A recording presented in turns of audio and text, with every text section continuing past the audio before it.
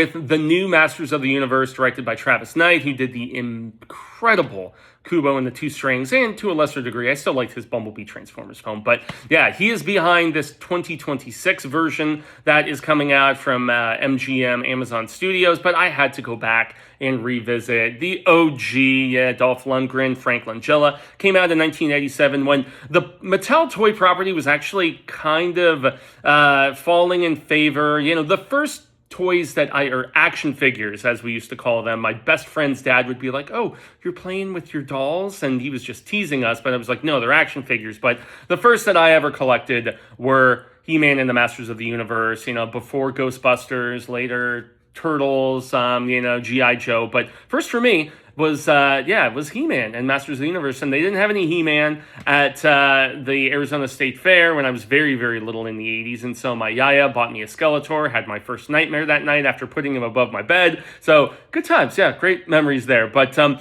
this property I hold a very, very special place in my heart for. So I watched the hell out of those Goofy cartoons where, they had the whole, South Park parody did. I learned something today where you have to have like the moral of the story at the very end. I was rewatching a bunch of them on Prime this past week, and they were goofy as all hell, more or less as the creators described them to be, like 30-minute toy commercials. And then, around the time this came out, they were about in a few years to do a full relaunch of the New Adventures of He-Man, and that was where they put him on like a distant, different planet and everything. That was when I was getting a little more into the property. Later on, they did the show on Cartoon Network, I think in the early 2000s, and then Kevin Smith's thing that, had so much voice talent and was kind of reviled. But this man, Frank Langella, is a scary Skeletor. And even though his English wasn't so great at the time, I still think that Dolph Lundgren was a badass He-Man. He really looked the part of the strongest man in the universe. And, everybody, especially I love the Red Letter Media guys, but their MO is taking dumps on stuff. And so,